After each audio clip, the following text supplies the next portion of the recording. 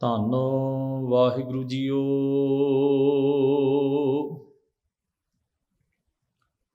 ਜਲ ਮਹਿ ਮੀਨ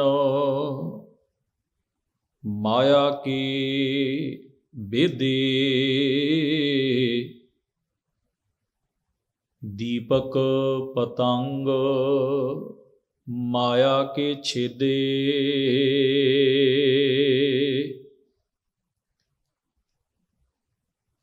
ਜਲ ਮਹਿ ਮੀਨ ਮਾਇਆ ਕੀ ਬੇਦੇ, ਦੀਪਕ ਪਤੰਗ ਮਾਇਆ ਕੀ ਛੇਦੇ। ਕਾਮ ਮਾਇਆ ਕੁੰਚਰ ਕਉ ਵਿਆਪੈ, ਭੁਯੰਗਮ ਭ੍ਰਿੰਗ ਮਾਇਆ ਮਹਿ ਖਾਪੇ। ਮਾਇਆ ਐਸੀ ਮੋਹਨੀ ਭਾਈ, ਜੇਤੇ ਜੀ ਤੇਤੇ ਡਹਕਾਈ। ਰਹਾਉ ਪੰਖੀ ਮ੍ਰਿਗ ਮਾਇਆ ਮਹਿ ਰਾਤੇ, ਸਾਕਰ ਮਾਖੀ ਅਦਕ ਸੰਤਾਪੇ। ਤੁਰੇ ਉਸ਼ਟ ਮਾਇਆ ਮਹਿ ਭੇਲਾ, ਸਿੱਧ 84 ਮਾਇਆ ਮਹਿ ਖੇਲਾ। ਛੇ ਜਤੀ ਮਾਇਆ ਕੀ ਬੰਦਾ, ਨਵੇਂ ਨਾਥ ਸੂਰਜ ਅਰ ਚੰਦਾ। ਤਪੇ ਰਖੀਸ਼ਰ ਮਾਇਆ ਮਹਿ ਸੂਤਾ, ਮਾਇਆ ਮਹਿ ਕਾਲ ਅਰ ਪੰਚ ਦੂਤਾ। ਸਵਾਨ ਸਿਆਲ ਮਾਇਆ ਮਹਿ ਰਾਤਾ, ਬੰਤਰ ਚੀਤੇ ਅਰ ਸਿੰਘਾਤਾ। ਮਾਂਜਾਰ ਗਾਡਰ ਅਰ ਲੂਬਰਾ, ਬਿਰਖ ਮੂਲ ਮਾਇਆ ਮਹਿ ਪਰਾ। ਮਾਇਆ ਅੰਤਰ ਭੀਨੇ ਦੇਵ, ਸਾਗਰ ਇੰਦਰਾ ਅਰ ਧਰਤੀਵ। ਕਹਿ ਕਬੀਰ ਜਿਸ ਉਦਰ ਤਿਸ ਮਾਇਆ, ਤਬ ਛੂਟੇ ਜਬ ਸਾਧੂ ਪਾਇਆ। ਕਹਿ ਕਬੀਰ ਜਿਸ ਉਦਰ ਤਿਸ ਮਾਇਆ, ਤਬ ਛੂਟੇ ਜਬ ਸਾਧੂ ਪਾਇਆ।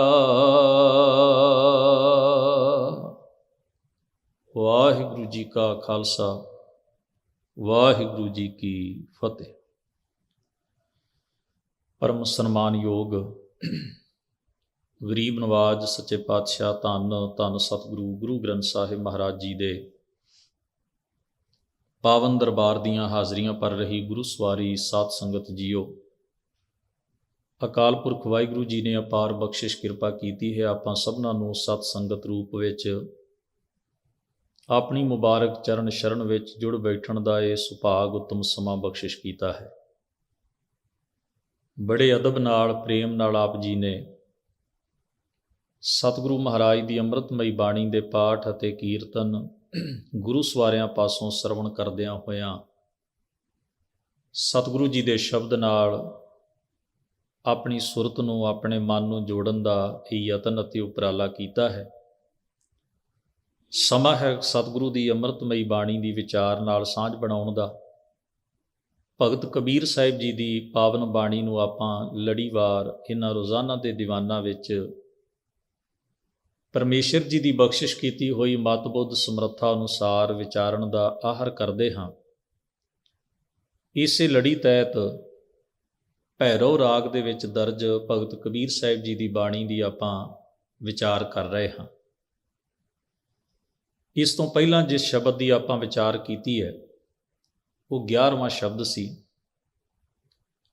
ਇਸ ਤੋਂ ਅੱਗੇ ਜਿਹੜਾ 12ਵਾਂ ਸ਼ਬਦ ਹੈ ਉਹ ਧੰਨ ਗੁਰੂ ਅਰਜਨ ਸਾਹਿਬ ਮਹਾਰਾਜ ਦਾ ਰਚਿਆ ਹੋਇਆ ਹੈ, ਕਿਉਂਕਿ ਉਹਦੇ ਉੱਪਰ ਸਿਰਲੇਖ ਦਰਜ ਹੈ ਮਹੱਲਾ 5ਵਾਂ। ਅਤੇ 11ਵੇਂ ਸ਼ਬਦ ਦੇ ਵਿੱਚ ਅਖੀਰ ਉੱਤੇ ਭਗਤ ਕਬੀਰ ਸਾਹਿਬ ਜੀ ਨੇ ਇੱਕ ਬਚਨ ਕਿਹਾ ਸੀ, ਜਿਹੜਾ ਆਪਾਂ ਕੱਲ੍ਹ ਦੇ ਦੀਵਾਨਾਂ ਵਿੱਚ ਵਿਚਾਰਿਆ ਸੀ। ਉਹਨਾਂ ਨੇ ਫਰਮਾਇਆ, ਜੋਗੀ ਗੋਰਖ ਗੋਰਖ ਕਰੈ, ਹਿੰਦੂ ਰਾਮ ਨਾਮ ਉਚਰੈ, ਮੁਸਲਮਾਨ ਕਾ ਏਕ ਖੁਦਾਏ, ਕਬੀਰ ਕਾ ਸੁਆਮੀ ਰਹਿਆ ਸਮਾਏ।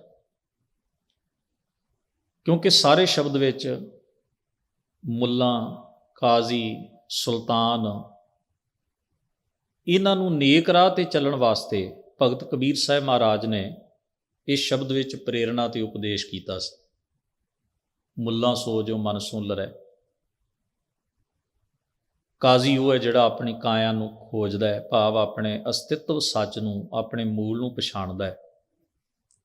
ਸੁਲਤਾਨ ਉਹ ਹੈ ਜਿਹੜਾ ਨਿਆਂਕਾਰੀ ਹੈ, ਵੈਰਾਗ ਅਤੇ ਪ੍ਰੇਮ ਦਾ ਧਾਰਨੀ ਹੈ, ਸ਼ੁਭ ਗੁਣਾਂ ਵਾਲਾ ਹੈ। ਇਸ ਤਰ੍ਹਾਂ ਦੀ ਵਿਆਖਿਆ ਭਗਤ ਜੀ ਮਹਾਰਾਜ ਨੇ ਸਾਰੇ ਸ਼ਬਦ ਵਿੱਚ ਕੀਤੀ। ਤੇ ਫਿਰ ਅਖੀਰ ਦੇ ਉੱਤੇ ਕਿਹਾ ਵੀ ਰੱਬ ਨੂੰ ਕੇਵਲ ਰਸਨਾ ਤੋਂ ਕਹਿਣ ਦੀ ਹੀ ਗੱਲ ਨਹੀਂ ਹੈ। ਤੇ ਫਿਰ ਜਿਹੜੇ ਅਸੀਂ ਸ਼ਬਦ ਵੱਖਰੇ ਵੱਖਰੇ ਵਰਤ ਲੈਂਦੇ ਹਾਂ, ਉਹਨਾਂ ਸ਼ਬਦਾਂ ਵਿੱਚ ਵੀ ਉਲਝ ਕੇ ਅਸੀਂ ਇੱਕ ਦੂਜੇ ਨਾਲ ਨਫ਼ਰਤ ਤੇ ਭੇਦਭਾਵ ਪਾਲ ਲੈਂਦੇ ਹਾਂ। ਜੋਗੀ ਆਪਣਾ ਮੁੱਢ ਗੋਰਖ ਨੂੰ ਮੰਨਦਿਆਂ ਹੋਇਆਂ ਗੋਰਖ ਗੋਰਖ ਦਾ ਜ਼ਿਕਰ ਕਰਦਾ ਹੈ। ਕੋਈ ਰਾਮ ਜੀ ਨੂੰ ਜਪਦਾ ਔਰ ਕੇਵਲ ਉਹਨਾਂ ਨੂੰ ਇੱਕ ਮੂਰਤੀ ਤੱਕ ਸੀਮਤ ਕਰ ਲੈਂਦਾ ਹੈ ਤੇ ਇੱਕ ਮੂਰਤੀ ਦੀ ਪੂਜਾ ਦਾ ਆਹਰ ਕਰਦਾ ਹੈ। ਜਿਹੜੇ ਮੁਸਲਮਾਨ ਵੀਰ ਹਨ ਉਹ ਕੇਵਲ ਆਪਣੀ, ਜੋ ਕਾਜ਼ੀਆਂ ਨੇ ਉਹਨਾਂ ਨੂੰ ਵਿਆਖਿਆ ਦਿੱਤੀ ਹੈ ਬਹੁ ਗਿਣਤੀ ਨੂੰ, ਉਹਦੇ ਮੁਤਾਬਕ ਉਹ ਮੰਨਦੇ ਨੇ 7ਵੇਂ ਆਕਾਸ਼ ਉੱਤੇ ਅੱਲਾ ਦੀ ਬਾਰਗਾਹ ਹੈ, ਪਰਮੇਸ਼ਰ ਨੂੰ ਸੀਮਤ ਕਰ ਲਿਆ। ਤੇ ਫਿਰ ਇਹ ਗੱਲ ਵੀ ਆਪਣੇ ਮਨ 'ਚ ਵਸਾ ਲਈ ਵੀ ਕੇਵਲ ਮੁਸਲਮਾਨ ਹੋ ਕੇ ਹੀ ਅੱਲਾ ਤੱਕ ਪਹੁੰਚਿਆ ਜਾ ਸਕਦਾ ਹੈ, ਬਾਕੀ ਸਭ ਲੋਕ ਦੋਜ਼ਖ ਦੇ ਅਧਿਕਾਰੀ ਹੋਣਗੇ। ਪਰ ਕਬੀਰ ਜੀ ਨੇ ਆਪਣਾ ਨਿਰਣਾ ਦਿੰਦਿਆਂ ਅਖੀਰ ਦੀ ਪੰਕਤੀ ਵਿੱਚ ਕਿਹਾ ਸੀ, ਕਬੀਰ ਕਾ ਸੁਆਮੀ ਰਹਿਆ ਸਮਾਏ। ਮੈਂ ਚਾਹੁੰਦਾ ਹਾਂ ਕਿ ਹਰ ਕੋਈ ਮਨੁੱਖ ਨੇਕ ਅਮਲ ਕਰੇ ਤੇ ਇੱਕ ਸਰਵ ਸੱਚ ਪਰਮੇਸ਼ਰ ਦੇ ਨਾਲ ਜੁੜੇ, ਭਰਮਾਂ ਭੇਦਾਂ ਤੋਂ, ਨਫ਼ਰਤ ਤੋਂ ਬਾਹਰ ਨਿਕਲੇ, ਸਚਿਆਰਾ ਤੇ ਉੱਚਾ ਜੀਵਨ ਜੀਵੇ ਤੇ ਇੱਕ ਦੂਜੇ ਨਾਲ ਨਫ਼ਰਤ ਨਾ ਕਰੇ, ਕੇਵਲ ਸ਼ਬਦਾਂ ਨੂੰ ਲੈ ਕੇ ਜਾਂ ਮਜ਼ਹਬ ਨੂੰ ਲੈ ਕੇ। ਇਸ ਕਰਕੇ ਮੇਰਾ ਪਰਮੇਸ਼ਰ ਸਭਨਾਂ ਵਿੱਚ ਵਿਆਪਕ ਹੈ। ਕਬੀਰ ਜੀ ਨੇ ਇੱਕ ਨੁਕਤਾ ਅਖੀਰ ਉੱਤੇ ਬਿਆਨਿਆ, ਹਿੰਦੂ ਰਾਮ ਨਾਮ ਉਚਰੈ, ਕਿ ਰਾਮ ਦਾ ਅਰਥ ਤੇ ਰਮਿਆ ਹੋਇਆ ਹੈ, ਪਰ ਉਹਨੂੰ ਮੂਰਤੀ ਤੱਕ ਮਹਿਦੂਦ ਕਰਕੇ ਪੁਜਾਰੀਆਂ ਦੇ ਕਹੇ ਦੇ ਉੱਤੇ ਲੋਕ ਮੂਰਤੀਆਂ ਦੀ ਪੂਜਾ ਵਿੱਚ ਉਲਝ ਗਏ। ਗੁਰੂ ਅਰਜਨ ਸਾਹਿਬ ਜੀ ਨੇ ਇਸ ਕਥਨ ਦੀ ਵਿਆਖਿਆ ਨੂੰ ਆਪਣੇ ਸ਼ਬਦ ਵਿੱਚ ਦਿੱਤਾ। ਯੋਗ ਜਾਤਾ ਮਹਾਰਾਜ ਨੇ ਕਿ ਇਹਦੀ ਵਿਆਖਿਆ ਹੋਰ ਲਮੇਰੀ ਕੀਤੀ ਜਾਏ, ਕਿਉਂਕਿ ਆਪਾਂ ਪਹਿਲਾਂ ਵੀ ਇੱਕ ਪੜ੍ਹਿਆ ਹੈ ਜਿੱਥੇ ਭਗਤਾਂ ਦੀ ਬਾਣੀ ਵਿੱਚ ਇਸ ਕਥਨ ਦੀ ਵਿਆਖਿਆ ਕਰਨ ਦੀ ਲੋੜ ਪਈ, ਉੱਥੇ ਮਹਾਰਾਜ ਸੱਚੇ ਪਾਤਸ਼ਾਹ ਜੀ ਨੇ ਜਿੱਥੇ ਧੰਨੈ ਧਨ ਪਾਇਆ ਧਰਣੀ ਧਰ ਮਿਲ ਜਨ ਸੰਤ ਸਮਾਨਿਆਂ ਦੀ ਗੱਲ ਸੀ, ਤਾਂ ਗੁਰੂ ਅਰਜਨ ਸਾਹਿਬ ਨੇ ਆਪਣਾ ਸ਼ਬਦ ਭਗਤਾਂ ਦੇ ਸ਼ਬਦਾਂ ਵਿੱਚ ਦਰਜ ਕੀਤਾ। ਮਹੱਲਾ 5ਵਾਂ, ਗੋਬਿੰਦ ਗੋਬਿੰਦ ਗੋਬਿੰਦ ਸੰਗ ਨਾਮ ਦਿਓ ਮਨ ਲੀਣਾ, ਆੜ ਦਾਮ ਕੋ ਸ਼ੀਪਰੋ ਹੋਇਓ ਲਾਖੀਣਾ। ਉੱਥੇ ਫਿਰ ਮਹਾਰਾਜ ਸੱਚੇ ਪਾਤਸ਼ਾਹ ਨੇ ਧੰਨੇ ਦਾ ਜ਼ਿਕਰ ਕਰਦਿਆਂ ਹੋਇਆਂ ਵੀ ਧੰਨਾ ਜੀ ਨੇ ਸਤ ਸੰਗਤ ਦੇ ਰਾਹੀਂ ਪਰਮੇਸ਼ਰ ਦੀ ਪ੍ਰਾਪਤੀ ਕੀਤੀ, ਵਾਹਿਗੁਰੂ ਦੇ ਨਾਲ ਸਾਂਝ ਬਣਾਈ।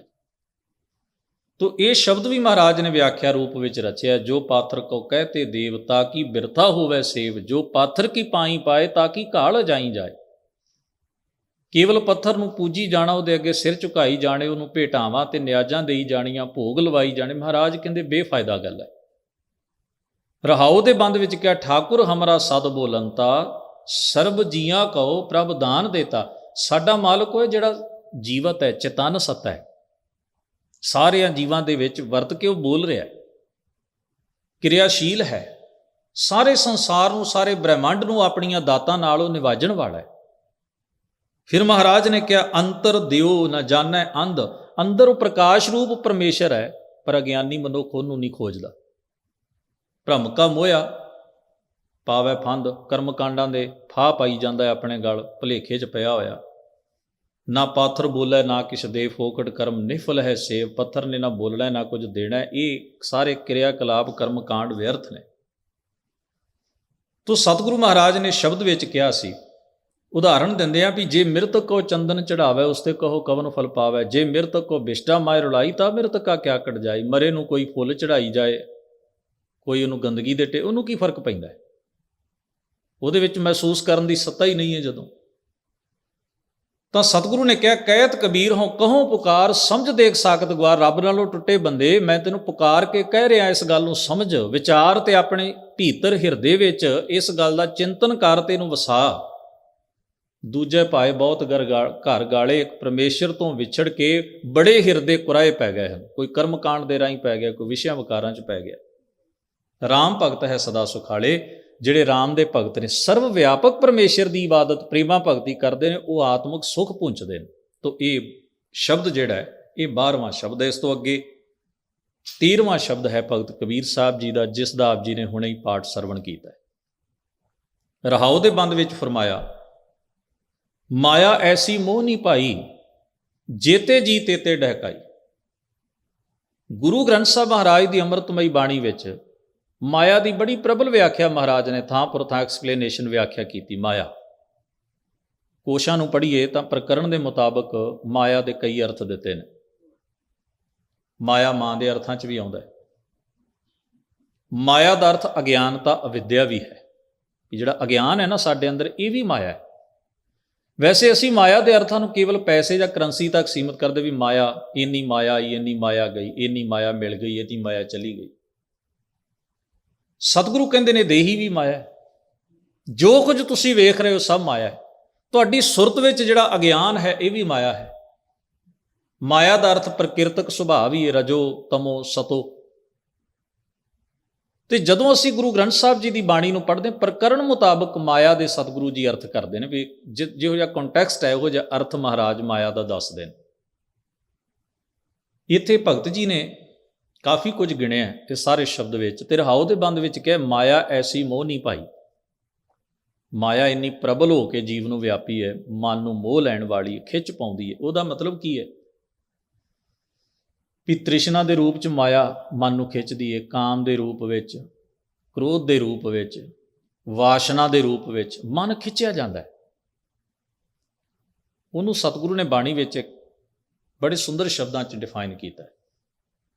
ਮੋਹਨੀ ਮੋਹ ਲੀਏ ਤ੍ਰੈ ਗੁਨੀਆਂ, ਲੋਭ ਵਿਆਪੀ ਝੂਠੀ ਦੁਨੀਆ, ਮੇਰੀ ਮੇਰੀ ਕਰਕੇ ਸੰਚੀ ਅੰਤ ਕੀ ਬਾਰ ਸਗਲ ਲੈ ਛਲੀਆ। ਕਹਿੰਦੇ ਨੇ ਵੇਖੋ, ਜਿਹੜੀ ਚੀਜ਼ ਇਹਦੇ ਨਾਲ ਨਹੀਂ ਜਾਣੀ, ਇਹਦੇ ਨਾਲ ਨਹੀਂ ਨਿਭਣੀ, ਉਹ ਇਹਦੀ ਹੈ ਨਹੀਂ,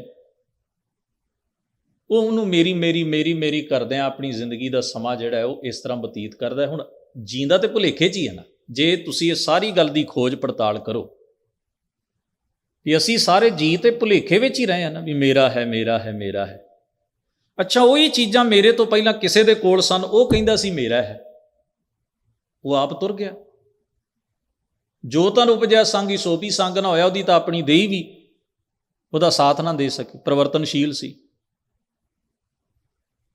ਹੁਣ ਸਤਿਗੁਰੂ ਕਹਿੰਦੇ ਨੇ ਵੀ ਤੇਰਾ ਕੀ ਹੈ? ਇਹਦਾ ਮਤਲਬ ਅੰਤ ਕੀ ਬਾਰ ਸਗਲ ਲੈ ਛਲਿਆ, ਤੂੰ ਛਲਿਆ ਗਿਆ, ਤੂੰ ਧੋਖੇ ਵਿੱਚ ਫਸ ਗਿਆ, ਤੂੰ ਜਾਲ ਵਿੱਚ ਫਸ ਗਿਆ। ਜੋ ਤੇਰਾ ਨਹੀਂ ਉਹਨੂੰ ਮੇਰਾ ਮੇਰਾ ਕਹਿ ਕੇ ਤੂੰ ਲੜਾਈਆਂ ਲੜਦਾ ਰਿਹਾ, ਜ਼ੁਲਮ ਕਰਦਾ ਰਿਹਾ, ਚੋਰੀਆਂ ਡਕੈਤੀਆਂ ਕਰਦਾ ਰਿਹਾ, ਰਿਸ਼ਵਤਖੋਰੀਆਂ ਤੇ ਪਾਪ ਪਰਾਏ ਹੱਕ ਮਾਰਦਾ ਰਿਹਾ। ਤੇਰੇ 'ਚ ਨਾ ਸਬਰ, ਨਾ ਸਿਦਕ, ਨਾ ਸੰਤੋਖ। ਜਿੰਨਾ ਤੇਰੇ ਕੋਲ ਸੀ ਉਹਦੇ 'ਚ ਤੂੰ ਜੀਣ ਦੀ ਕੋਸ਼ਿਸ਼ ਨਹੀਂ ਕੀਤੀ, ਤੇ ਜੋ ਤੇਰੇ ਕੋਲ ਨਹੀਂ ਸੀ ਤੂੰ ਉਹਦੇ ਲਈ ਤਰਲੇ ਮਾਰਦਾ ਰਿਹਾ, ਉਲਾਂਭੇ ਤੇ ਸ਼ਿਕਵੇ ਕਰਦਾ ਰਿਹਾ। ਯਾਨੀ ਤੇਰੀ ਔਧ ਉਮਰਾ ਜਿਹੜੀ ਉਹ ਬੀਤੀ ਕਿਹੜੇ ਤਰੀਕੇ ਨਾਲ? ਤੂੰ ਛਲਿਆ ਹੋਇਆ, ਠੱਗਿਆ ਹੋਇਆ। ਜਿਨ ਕੀਨੇ ਵਸ ਆਪਣੇ ਤ੍ਰੈ ਗੁਣ ਭਵਨ ਚਤੁਰ ਸੰਸਾਰਾ ਜਗ ਇਸ਼ਨਾਨ ਤਾਪ ਥਾਨ ਖੰਡੇ ਕਿਆ ਹੈ ਜੰਤ ਵਿਚਾਰਾ। ਮਹਾਰਾਜ ਕਹਿੰਦੇ ਨੇ ਤੀਰਥ ਜਾਓ ਤਾਂ ਹਉ ਕਰਤੇ, ਪੰਡਿਤ ਪੂਛੋ ਤਾਂ ਮਾਇਆ ਰਾਤੇ। ਹਜ਼ੂਰ ਨੇ ਕਿਹਾ ਇਹਦਾ ਪ੍ਰਭਾਵ ਤੇ ਵਰਤਾਰਾ ਹਰ ਜਗ੍ਹਾ ਦੇ ਉੱਤੇ ਇੱਕ ਸਮਾਨ ਹੈ। ਜਿੱਥੇ ਵੀ ਮਨੁੱਖ ਦਾ ਮਨ ਭਟਕਿਆ ਹੋਇਆ, ਸੱਚ ਤੋਂ ਉਜੜ ਹੋਇਆ ਪਿਆ, ਸਮਝੋ ਮਾਇਆ ਦੇ ਪ੍ਰਭਾਵ ਅਧੀਨ ਹੈ।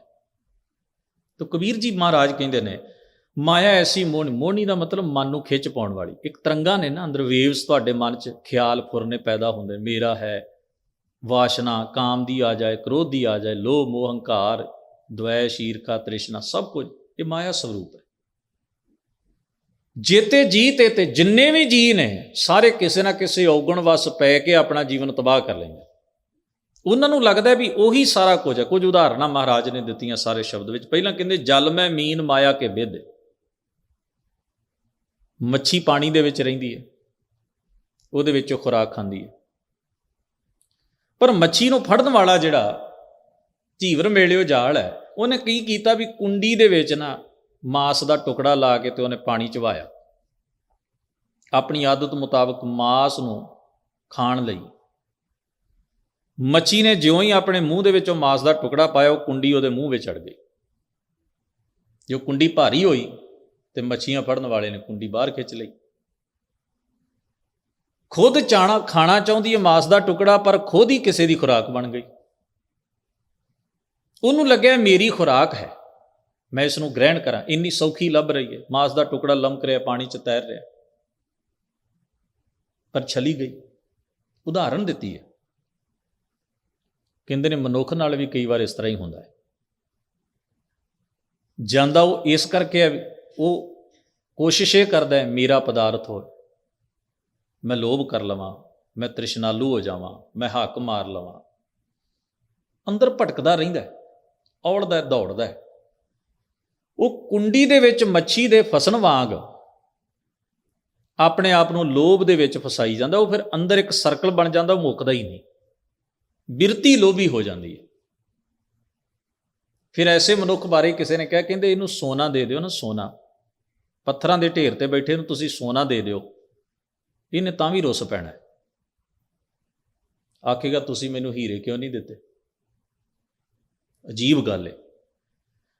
ਜੋ ਹੈ ਉਹਦੇ 'ਚ ਪ੍ਰਸੰਨ ਨਹੀਂ ਹੋਏਗਾ, ਖੁਸ਼ ਨਹੀਂ ਹੋਏਗਾ, ਰੱਜੇਗਾ ਨਹੀਂ, ਤ੍ਰਿਪਤ ਕਦੇ ਨਹੀਂ ਹੋਏਗਾ। ਇਹ ਉਵੇਂ ਦੀ ਖੇਡ ਹੈ ਜਿਵੇਂ ਕੋਈ ਮਨੁੱਖ, ਕਿਸੇ ਮਨੁੱਖ ਨੇ ਪੁੱਛਿਆ ਜੀ ਮਨ ਸ਼ਾਂਤ ਕਿਉਂ ਨਹੀਂ ਹੁੰਦਾ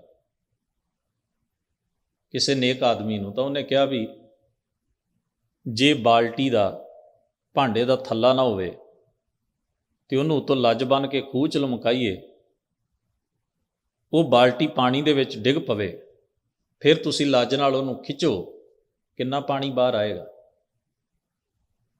ਤਾਂ ਉਹ ਸੱਜਣ ਨੇ ਕਿਹਾ, ਕਹਿਣ ਲੱਗਿਆ ਜੀ ਪਾਣੀ ਤਾਂ ਬਾਹਰ ਨਹੀਂ ਆਇਆ, ਕਿਉਂਕਿ ਜਿਹਦੇ ਤੇ ਪਾਣੀ ਟਿਕਣਾ ਹੈ ਉਹ ਥੱਲਾ ਹੀ ਨਹੀਂ, ਥੱਲੜਾ ਹਿੱਸਾ ਬਾਲਟੀ ਦਾ ਜੇ ਟੁੱਟਾ ਹੈ, ਪਾਣੀ ਕਿਵੇਂ ਬਾਹਰ ਨਿਕਲ ਸਕਦਾ। ਤਾਂ ਉਸ ਨੇਕ ਬਖਤ ਆਦਮੀ ਨੇ ਕਿਹਾ, ਕਹਿਣ ਲੱਗਿਆ ਇਸੇ ਤਰ੍ਹਾਂ ਹੀ ਹੈ। ਜੇ ਮਨ ਜਿਹੜਾ ਹੈ ਨਾ, ਮਨ ਬਾਲਟੀ ਦੀ ਨੇ, ਇਹਦਾ ਥੱਲਾ ਕੇਵਲ ਤੇ ਕੇਵਲ ਸੰਤੋਖ ਹੈ,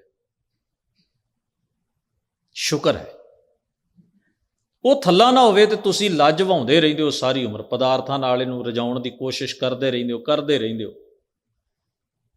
ਇਹ ਕਦੇ ਸੈਟਿਸਫਾਈ ਨਹੀਂ ਹੁੰਦਾ, ਸੰਤੁਸ਼ਟ ਨਹੀਂ ਹੁੰਦਾ, ਟਿਕਦਾ ਨਹੀਂ। ਸਹਸ ਖਟੇ ਲੱਖ ਕਾ ਉਠਤਾਵੈ, ਤ੍ਰਿਪਤ ਨਾ ਆਵੈ ਮਾਇਆ ਪਾਛੈ ਪਾਵੈ। ਅਨਕ ਭੋਗ ਵਿਖਿਆ ਕੇ ਕਰੈ, ਨਹਿ ਤ੍ਰਿਪਤਾਵੈ, ਖਪ ਖਪ ਮਰੈ। ਤ੍ਰਿਪਤੀ ਦਾ ਇਹਦੀ ਕੋਈ ਸਟੇਜ ਹੀ ਨਹੀਂ ਜਿੱਥੇ ਤ੍ਰਿਪਤ ਹੋਵੇ। ਇਹੋ ਜਿਹੀ ਦੌੜ ਵਿੱਚ ਜਿੱਥੇ ਰੁਕਦਾ ਹੀ ਨਹੀਂ। ਤੋ ਸਤਿਗੁਰੂ ਮਹਾਰਾਜ ਉਹਨੂੰ ਕਹਿੰਦੇ ਨੇ ਦੀਪਕ ਪਤੰਗ ਮਾਇਆ ਕੇ ਛੇਦੇ। ਦੀਪਕ ਪਤੰਗ, ਪਤੰਗਾ ਦੀਵੇ ਦੀ ਲਾਟ ਉੱਤੇ ਆ ਕੇ ਭੰਬਟ ਜਿਹੜਾ ਹੈ, ਉਹਨੂੰ ਲਾਟ ਸੋਹਣੀ ਲੱਗਦੀ ਹੈ। ਉਹ ਆਪਣੇ ਨੇਤਰਾਂ ਨਾਲ ਜਦੋਂ ਉਹਨੂੰ ਵੇਖਦਾ, ਨੇੜੇ ਨੇੜੇ ਘੁੰਮਦਾ, ਅਖੀਰ ਉਹ ਜ਼ਿਆਦਾ ਨੇੜੇ ਚਲਿਆ ਜਾਂਦਾ ਤੇ ਅੱਗ ਵਿੱਚ ਉਹਦੇ ਖੰਭ ਸੜ ਜਾਂਦੇ ਨੇ ਤੇ ਉਹਦੀ ਮੌਤ ਹੋ ਜਾਂਦੀ। ਅੱਖਾਂ ਨਾਲ ਵੇਖਣ ਤੱਕ ਠੀਕ ਹੈ, ਉਹ ਵੇਖ ਰਿਹਾ ਸੀ, ਨੇੜੇ ਜਾਂਦਾ ਉਸੇ ਅੱਗ ਵਿੱਚ ਹੀ, ਜਾਨੀ ਕਿ ਉਹੀ ਚੀਜ਼ ਉਹਦਾ ਔਗਣ ਬਣ ਗਈ। ਜਿਹੜੀ ਚੀਜ਼ ਉਹਦਾ ਰਸ ਹੈ ਉਹੀ ਔਗਣ ਬਣ ਗਈ, ਉਹੀ ਉਹਦੀ ਮੌਤ ਦਾ ਕਾਰਨ ਬਣ ਗਈ, ਉਹਦੇ ਫਨਾਹ ਤੇ ਤਬਾਹੀ ਦਾ ਕਾਰਨ ਬਣ ਗਈ। ਜਿਹੜੀ ਚੀਜ਼ ਸਾਨੂੰ ਰਸੀਲੀ ਲੱਗਦੀ ਹੈ ਕਈ ਵਾਰ, ਉਹੀ ਚੀਜ਼ ਸਾਡੇ ਆਤਮਿਕ ਜੀਵਨ ਨੂੰ, ਸਾਡੇ ਜੀਵਨ ਦੀਆਂ ਖੁਸ਼ੀਆਂ ਨੂੰ, ਜੀਵਨ ਦੇ ਸਹਿਜ ਨੂੰ, ਜੀਵਨ ਦੇ ਤਵਾਜ਼ਨ ਨੂੰ ਵਿਗਾੜ ਕੇ ਰੱਖ ਦਿੰਦੀ। ਉਹ ਜ਼ਹਿਰ ਵੀ ਉਹਦੇ ਵਿੱਚ ਹੀ ਲੁਕਿਆ ਹੋਇਆ। ਫਿਰ ਕਹਿੰਦੇ ਨੇ ਕਾਮ ਮਾਇਆ ਕੁੰਚਰ ਕੋ ਵਿਆਪੈ। ਕਾਮ ਦੇ ਰੂਪ ਵਿੱਚ ਮਾਇਆ ਹਾਥੀ ਨੂੰ ਵਿਆਪੀ, ਹਾਥੀ ਨੂੰ ਕਾਮੀ ਦੀ ਤੁਲਨਾ ਦਿੱਤੀ ਗਈ ਹੈ। ਜ਼ਿਕਰ ਯੋਗ ਹੈ ਕਿ ਹਾਥੀ ਮਾਸ ਨਹੀਂ ਜੇ ਖਾਂਦਾ, ਪੱਤੇ ਖਾਂਦਾ ਹੈ। ਫਿਰ ਵੀ ਗੁਰੂ ਗ੍ਰੰਥ ਸਾਹਿਬ ਜੀ ਦੀ ਅੰਮ੍ਰਿਤਮਈ ਬਾਣੀ ਪੜ੍ਹੋਗੇ, ਸ਼ੇਰ ਨੂੰ ਕਾਮੀ ਨਹੀਂ ਲਿਖਿਆ ਗਿਆ, ਸ਼ੇਰ ਨੂੰ ਜ਼ਾਲਮ ਲਿਖਿਆ ਗਿਆ, ਕਿਉਂਕਿ ਉਹ ਮਾਸ ਖਾਂਦਾ ਹੈ। ਤੇ ਹਾਥੀ ਨੂੰ ਜ਼ਾਲਮ ਨਹੀਂ ਜੇ ਲਿਖਿਆ ਗਿਆ, ਹਾਥੀ ਨੂੰ ਕਾਮੀ ਲਿਖਿਆ ਗਿਆ ਤੇ ਖਾਂਦਾ ਉਹ ਪੱਤੇ ਹੈ। ਇਹਦਾ ਮਤਲਬ ਵਾਸ਼ਨਾ ਦਾ ਖੁਰਾਕ ਨਾਲ ਉਹਨਾਂ ਸੰਬੰਧ ਨਹੀਂ ਜਿੰਨਾ ਤੁਹਾਡੀ ਸੁਰਤ ਨਾਲ ਹੈ, ਜਿੰਨਾ ਤੁਹਾਡੀ ਸੋਚਣ ਸ਼ਕਤੀ ਨਾਲ ਹੈ। ਕਾਮ ਮਾਇਆ ਕੁੰਚਰ ਕੋ ਵਿਆਪੈ। ਕਾਮ ਰੂਪ ਵਿੱਚ ਮਾਇਆ ਜਿਹੜੀ ਉਹ ਕੁੰਚਰ ਨੂੰ, ਹਾਥੀ ਨੂੰ ਵਿਆਪ ਗਈ। ਉਹਨੂੰ ਫੜਨ ਵਾਸਤੇ, ਕਾਬੂ ਕਰਨ ਵਾਸਤੇ ਇੱਕ ਨਕਲੀ ਹਥਨੀ ਬਣਾਈ ਗਈ, ਟੋਏ ਦੇ ਉੱਤੇ ਰੱਖੀ ਗਈ। ਉਹ ਜਦੋਂ ਵਿੱਚ ਡਿੱਗਿਆ ਜਾ ਕੇ, ਫਿਰ ਉਹਨੂੰ ਸਾਧ ਕੇ ਮਹਾਵਤ ਨੇ ਉਹਨੂੰ ਕੁੰਡੇ ਮਾਰ ਮਾਰ ਕੇ ਆਪਣਾ ਗੁਲਾਮ ਬਣਾਇਆ। ਭਾਰੀ ਭਾਰੀ ਚੀਜ਼ਾਂ ਚੁੱਕਦਾ ਹੈ ਤੇ ਗੁਲਾਮੀ ਕਰਦਾ ਹੈ ਸਧਾਰਨ ਜਿਹੇ ਬੰਦੇ। ਵਾਸ਼ਨਾ ਨੇ ਹੀ ਉਹਨੂੰ ਉੱਥੋਂ ਤੱਕ ਖੜਿਆ। ਫਿਰ ਫਰਮਾਉਂਦੇ ਹਨ ਭੁਯੰਗਮ ਭ੍ਰਿੰਗ ਮਾਇਆ ਮੈਂ ਖਾਪੇ। ਭ੍ਰਿੰਗ ਪਤੰਗਾ ਲਾਟ ਦੇ ਉੱਤੇ ਸੜ ਮਰਦਾ, ਔਰ ਭੁਯੰਗਮ ਦਾ ਅਰਥ ਹੈ ਸੱਪ। ਸੱਪ ਆਪਣੀ ਜ਼ਹਿਰ ਨਾਲ ਦੁਖੀ ਹੁੰਦਾ ਹੈ। ਜਦੋਂ ਉਹਦੇ ਅੰਦਰ ਦਾ ਜ਼ਹਿਰ ਗਰਮੀ ਤੇ ਤਪਸ਼ ਦੇ ਨਾਲ ਉਹਦੀ ਆਪਣੇ ਸਰੀਰ ਦੇ ਵਿੱਚ ਬੇਚੈਨੀ ਕਰਦਾ ਹੈ। ਹੁਣ ਬੰਦਾ ਜਦੋਂ ਪੁੱਛਦਾ ਹੈ, ਅਸੀਂ ਸਾਰਿਆਂ ਦੀ ਇਹ ਸਮੱਸਿਆ ਹੈ, ਹਿਊਮਨ ਬੀਇੰਗ ਆ, ਮਨੁੱਖਾਂ, ਮੈਂ ਮਨ ਅਸ਼ਾਂਤ ਹੈ, ਮਨ ਜ਼ਹਿਰ ਜਿਹੜਾ ਅੰਦਰ ਹੈ ਨਾ, ਭਾਵੇਂ ਉਹ ਵਾਸ਼ਨਾ ਦਾ ਹੈ, ਮੈੜੇ ਫੁਰਨਿਆਂ ਦਾ ਹੈ, ਕੋਈ ਚੀਜ਼ ਹੈ ਜਿਹੜੀ ਡਿਸਟਰਬ ਕਰ ਰਹੀ ਹੈ ਅੰਦਰ, ਉਹ ਮੇਰੀ ਭਟਕਣਾ ਦਾ ਕਾਰਨ, ਮੇਰੀ ਅਸ਼ਾਂਤੀ ਦਾ ਕਾਰਨ ਬਾਹਰ ਨਹੀਂ ਪਿਆ, ਮੇਰੇ ਅੰਦਰ ਪਿਆ। ਉਹ ਅੰਦਰ ਜਿਹੜਾ ਜ਼ਹਿਰ ਹੈ ਉਹ ਮੈਨੂੰ ਦੁਖੀ ਕਰਦਾ ਜਿਸ ਵੇਲੇ, ਤਾਂ ਬੰਦਾ ਉਹਦਾ ਪ੍ਰਭਾਵ ਬਾਹਰ ਦਿੰਦਾ ਹੈ। ਸੱਪ ਬਾਰੇ ਵੀ ਪ੍ਰਚਲਿਤ ਹੈ ਵੀ ਉਹ ਆਪਣੀ ਫਨ ਕਈ ਵਾਰ ਪੱਥਰ ਤੇ ਮਾਰਦਾ ਹੈ। ਸਪਣੀ ਬਾਰੇ ਪ੍ਰਚਲਿਤ ਹੈ ਵੀ ਉਹ ਆਪਣੇ ਬੱਚੇ ਖਾ ਜਾਂਦੀ ਹੈ ਜਦੋਂ ਉਹਦਾ ਜ਼ਹਿਰ ਅੰਦਰ ਉਬਲਦਾ ਹੈ। ਤੇ ਬੰਦਾ ਵੀ ਐਵੇਂ ਹੀ ਕਰਦਾ, ਉਹਦੇ ਅੰਦਰ ਲੋਭ ਸਿਖਰ ਤੇ ਪਹੁੰਚ ਜਾਏ, ਉਹ ਨਹੀਂ ਵੇਂਦਾ ਮੇਰਾ ਉਸਤਾਦ ਹੈ, ਮੇਰਾ ਸਹਿਪਾਠੀ ਹੈ, ਮੇਰਾ ਧਾਰਮਿਕ ਆਗੂ ਹੈ, ਮੇਰੇ ਮਾਂ ਪਿਓ, ਮੇਰੇ ਭੈਣ। ਸਭ ਤੋਂ ਪਹਿਲਾਂ ਠੱਗੀ ਉਹਨਾਂ ਨਾਲ ਹੀ। ਬੰਦਾ ਕਈ ਵਾਰ ਸੋਚਦਾ ਜੀ, ਆਪਾਂ ਕਈ ਵਾਰ ਇੱਕ ਸ਼ਬਦ ਵਰਤਦੇ ਹਾਂ ਅੱਜ ਕੱਲ੍ਹ ਜੀ, ਬਗਾਨੇ ਕੰਮ ਆਉਂਦੇ ਨੇ, ਆਪਣੇ ਨਹੀਂ ਆਉਂਦੇ। ਇਹਦਾ ਅਰਥ ਪਤਾ ਕੀ ਹੈ? ਆਪਣਿਆਂ ਤੋਂ ਅਸੀਂ ਦੁਖੀ ਪਤਾ ਕਿਉਂ ਹੁੰਦੇ ਹਾਂ? ਵੇਖੋ, ਜਦੋਂ ਅੰਦਰ ਜ਼ਹਿਰ ਦਿਮਾਗ ਨੂੰ ਚੜ੍ਹਿਆ, ਭਾਵੇਂ ਉਹ ਕਿਸੇ ਵੀ ਕਿਸਮ ਦਾ ਹੈ, ਹੰਕਾਰ ਦਾ ਹੋਵੇ, ਕ੍ਰੋਧ ਦਾ ਹੋਵੇ, ਲੋਭ ਦਾ ਹੋਵੇ, ਜਦੋਂ ਬੰਦਾ ਬੇਵੱਸ ਹੋਇਆ ਨਾ, ਉਹਨੇ ਡੰਗ ਮਾਰਨਾ ਤੇ ਜਿਹੜਾ ਵੀ ਰੇਂਜ 'ਚ ਹੋਇਆ ਉਹਨੂੰ ਹੀ ਮਾਰਨਾ। ਇਹ ਸਮੱਸਿਆ ਹੈ ਉਹਦੀ, ਇਹ ਸਿਕਨੈਸ ਹੈ, ਆਤਮਿਕ ਮਾਨਸਿਕ ਰੋਗ ਕਹਿ ਮਹਾਰਾਜ ਨੇ ਉਹਨੂੰ। ਕ੍ਰੋਧੀ ਬੰਦਾ ਹੱਥ 'ਚ ਫੜੀ ਚੀਜ਼ ਆਪਣੇ ਮਹਿੰਗੇ ਟੀਵੀ ਤੇ ਮਾਰਦਾ, ਚੁੱਕ ਕੇ ਤੋੜ ਦੇਂਦਾ, ਮਗਰੋਂ ਭਾਵੇਂ ਪਛਤਾਉਂਦਾ ਹੀ ਰਵੇ ਵੀ ਤੇ ਇਹਦੀਆਂ ਕਿਸ਼ਤਾਂ ਵੀ ਨਹੀਂ ਲੱਥੀਆਂ। ਆਪਣੇ ਹੱਥ ਦਾ ਮੋਬਾਈਲ ਕੰਧ ਨਾਲ ਮਾਰਦਾ, ਮਗਰ ਉਹਨੂੰ ਬਣਵਾਉਣ ਤੁਰਿਆ ਫਿਰਦਾ। ਅੰਦਰ ਇੰਨੀ ਬੇਚੈਨੀ, ਫਰਸਟ੍ਰੇਸ਼ਨ ਹੋਈ, ਅੰਦਰ ਇੰਨਾ ਉਬਲ ਪਿਆ ਵੀ ਬੰਦੇ ਦਾ ਵੱਸ ਹੀ ਨਹੀਂ ਚੱਲਿਆ।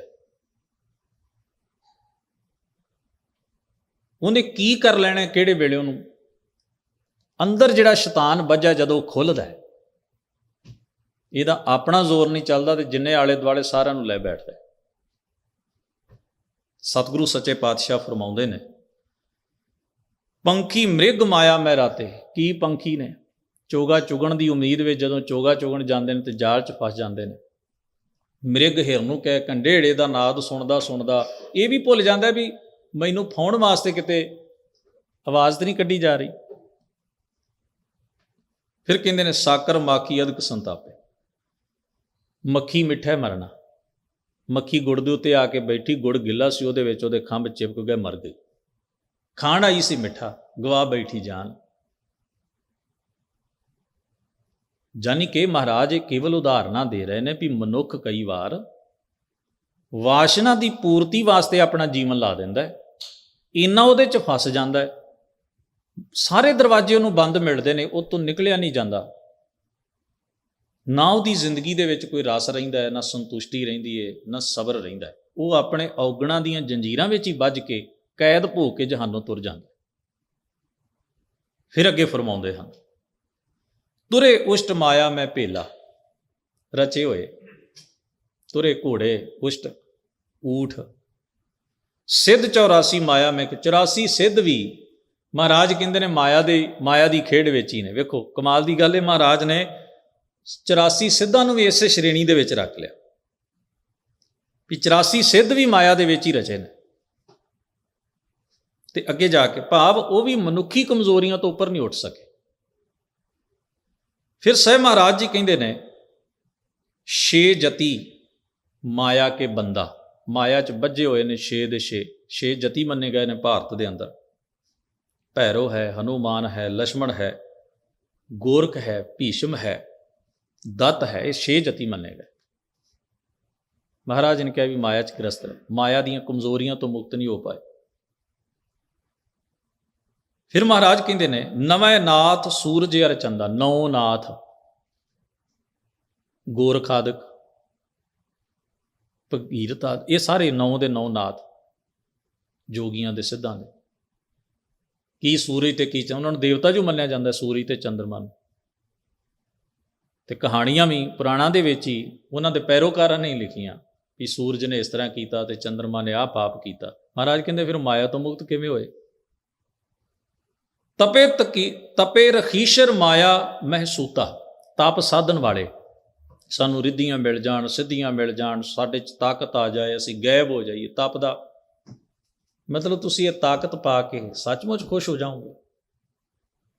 ਬੰਦਾ ਤਾਕਤ ਚਾਹੁੰਦਾ ਹੈ ਵੀ ਮੈਨੂੰ ਇਹੋ ਜਿਹੀ ਤਾਕਤ ਮਿਲ ਜਾਏ ਨਾ। ਬੰਦਾ ਜਦੋਂ ਇਸ ਤਰ੍ਹਾਂ ਕਹਿੰਦਾ ਨਾ ਤੇ ਸਮਝੋ ਵੀ ਬੜਾ ਖਤਰਨਾਕ ਹੈ। ਜਦੋਂ ਇਹ ਕਹਿੰਦੇ ਨਾ ਮੇਰੇ ਵੱਸ ਹੋਵੇ ਨਾ ਕਿਤੇ, ਉਦੋਂ ਹੀ ਸ਼ੁਕਰ ਮਨਾਉਣਾ ਚਾਹੀਦਾ ਹੈ ਸੁਣਨ ਵਾਲੇ ਨੂੰ ਵੀ ਸ਼ੁਕਰ ਹੈ ਇਹਦੇ ਕੋਲ ਨਹੀਂ। ਜਿਹੜਾ ਗੱਲ ਹੀ ਇੱਦਾਂ ਦੀ ਕਰਦਾ, ਜੇ ਇਹਦੇ ਕੋਲ ਆ ਗਿਆ ਸਾਰਾ ਕੁਝ, ਕਰੇਗਾ ਕੀ? ਜਰਾ ਸੋਚੋ। ਮੇਰੇ ਵੱਸ ਹੋਵੇ ਨਾ, ਜਦੋਂ ਬੰਦਾ ਇੱਦਾਂ ਕਹਿੰਦਾ ਤਾਂ ਉਦੋਂ ਇਹੀ ਸਮਝਣਾ ਚਾਹੀਦਾ ਹੈ ਵੀ ਸ਼ੁਕਰ ਹੈ ਜੇ ਇਹਦੇ ਕੋਲ ਕੁਝ ਨਹੀਂ, ਇਹਦੇ ਵੱਸ ਨਹੀਂ ਹੋਇਆ ਤੇ ਕੀ ਕਰਦਾ ਭਲਾ। ਜਿੰਨੀ ਉਬਕ ਕਿਸੇ ਨੇ ਗੱਲ ਕੀਤੀ ਹੈ ਉਦੋਂ ਕਿਤੇ ਵੱਧ ਨੁਕਸਾਨ ਕਰਦਾ। ਤਾਂ ਉਹ ਜਿਹੜੀ ਚੀਜ਼ ਹੈ, ਮਨੁੱਖ ਚਾਹੁੰਦਾ ਇਹ ਹੈ ਵੀ ਮੇਰੇ ਕੋਲ ਉਹ ਚੀਜ਼ਾਂ ਹੋਣ, ਪਰ ਉਹਨਾਂ ਨੂੰ ਜਰਨ ਦੀ ਤਾਕਤ ਕਿੱਥੋਂ ਆਵੇ, ਬਰਦਾਸ਼ਤ ਕਰਨ ਦੀ ਸਮਰੱਥਾ ਕਿੱਥੋਂ ਆਵੇ। ਫਿਰ ਫਰਮਾਉਂਦੇ ਹਨ, ਮਾਇਆ ਮਹਿਕਾਲ ਅਰ ਪੰਚ ਦੂਤਾ, ਪੰਜੇ ਵਿਕਾਰ ਵੀ ਮਾਇਆ ਸਵਰੂਪ ਨੇ ਜਿਹੜੇ ਸਾਡੀ ਸੁਰਤ ਤੇ ਹਾਵੀ ਨੇ। ਆਤਮਕ ਮੌਤ ਸਾਨੂੰ ਵਿਆਪਦੀ ਇਸੇ ਸਦਕਾ। ਸਵਾਨ ਸਿਆਲ ਮਾਇਆ ਮੈਂ ਰਵਾਤਾ, ਕੁੱਤਾ ਕੁੱਤੇ ਦੀ ਬਿਰਤੀ, ਸਿਆਲ ਗਿੱਦੜ ਨੂੰ ਕਹਿੰਦੇ ਨੇ। ਇਹ ਸਭ ਮਨੋਬਿਰਤੀਆਂ ਵੀ ਨੇ। ਜਿੱਥੇ ਬਾਹਰੀ ਜੀਵ ਨੇ, ਮਨੁੱਖ ਦੇ ਅੰਦਰ ਵੀ ਇਹ ਬਿਰਤੀਆਂ ਹਨ। ਇਸ ਤਰ੍ਹਾਂ ਮਾਇਆ ਦੇ ਵਿੱਚ ਰਤਿਆ ਹੈ ਜੀਵ। ਬੰਤਰ ਚੀਤੇ ਅਰ ਸਿੰਘਾਤਾ, ਕੀ ਚੀਤੇ, ਕੀ ਬਾਂਦਰ ਤੇ ਕੀ ਸ਼ੇਰ, ਸਭ ਆਪਣੇ ਆਪਣੇ ਕਿਸੇ ਨਾ ਕਿਸੇ ਔਗਣ ਕਰਕੇ ਫਸਦੇ ਦੁਖੀ ਹੁੰਦੇ ਨੇ, ਔਰ ਮਨੁੱਖ ਇਹਨਾਂ ਬਿਰਤੀਆਂ ਦਾ ਧਾਰਨੀ ਹੈ। ਮਾਂਜਾਰ ਗਾਡਰੇ ਅਰ ਲੂੰਬਰਾ, ਕੀ ਲੂੰਬੜ, ਕੀ ਭੇਡ, ਕੀ ਬਿੱਲਾ, ਇਹ ਸਾਰੇ ਜੀਵ। ਬਿਰਖ ਮੂਲ ਮਾਇਆ ਮੈਂ ਪਰਾ, ਕੀ ਰੁੱਖ ਤੇ ਕੀ ਜੜ ਪਦਾਰਥ, ਸਭ ਮਾਇਆ ਦੇ ਵਿੱਚ ਫਸੇ ਹੋਏ। ਭਾਵ ਮਾਇਆ ਦਾ ਇੰਨਾ ਪ੍ਰਭਾਵ ਹੈ ਵੀ ਚਾਰ ਸ਼ਫੇਰੇ ਹੀ ਇਸ ਤਰ੍ਹਾਂ ਦਾ ਪਸਾਰਾ ਜੀਵ ਦੇ ਪਸਰਿਆ ਹੋਇਆ। ਮਾਇਆ ਅੰਤਰ ਭੀਨੇ ਦੇਵ, ਇੱਥੋਂ ਤੱਕ ਦੇਵਤੇ ਵੀ ਭਿੱਜੇ ਪਏ ਨੇ ਮਾਇਆ ਦੇ ਪ੍ਰਭਾਵ ਵਿੱਚ। ਸਾਗਰ ਇੰਦਰਾ ਅਰ ਧਰਤੇਵ, ਸਾਗਰ ਨੂੰ ਦੇਵਤਾ ਮੰਨਿਆ ਗਿਆ, ਜਿਹਦੇ 'ਚ ਕਹਿੰਦੇ 14 ਰਤਨ ਨਿਕਲੇ। ਵੀਰ ਜੀ ਕਹਿੰਦੇ ਉਹ ਵੀ ਮਾਇਆ 'ਚ ਗ੍ਰਸਤ ਜੇ। ਜ਼ਹਿਰ ਉਹ 'ਚੋਂ ਨਹੀਂ ਨਿਕਲਿਆ, ਸ਼ਰਾਬ ਉਹ 'ਚੋਂ ਨਹੀਂ ਨਿਕਲੀ, ਉਹ 'ਚੋਂ ਨਿਕਲੀ ਅੰਮ੍ਰਿਤ ਦੀ। ਅੰਮ੍ਰਿਤ ਦੇ ਕੁੰਡ ਦੇ ਉੱਤੇ ਕਲੇਸ਼ ਨਹੀਂ ਪੈ ਗਿਆ। ਦੇਵਤੇ ਤੇ ਦੈਂਤਾਂ ਦੇ ਵਿੱਚ ਨਿਕਲਿਆ ਅੰਮ੍ਰਿਤ ਸੀ, ਲੜ ਲੜ ਕੇ ਮਰ ਗਏ। ਅੰਮ੍ਰਿਤ ਨੂੰ ਪੀਣ ਦੇ ਚੱਕਰ ਵਿੱਚ ਲੋਭ ਨੇ ਲੜਾਏ, ਹਿਰਸ ਨੇ ਲੜਾਏ, ਸੱਤਾ ਦੀ ਪ੍ਰਾਪਤੀ ਨੇ ਅੰਦਰੋਂ ਯੁੱਧ ਕਰਾਇਆ। ਦੇਵਤੇ ਤੇ ਦੈਂਤ ਇੱਕ ਹੀ ਜਗ੍ਹਾ ਖੜੇ ਹੋ। ਕੀ ਇੰਦਰ ਦੇਵਤਾ ਕੀ ਧਰਤੀ।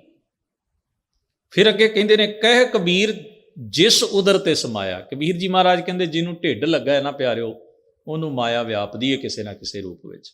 ਫਿਰ ਪੁੱਛੀਏ ਮਹਾਰਾਜ ਇਹਦੇ ਤੋਂ ਬਚਿਆ ਵੀ ਜਾ ਸਕਦਾ? ਕਹਿੰਦੇ ਨੇ ਤਬ ਛੂਟੇ ਜਬ ਸਾਧੂ ਪਾਇਆ।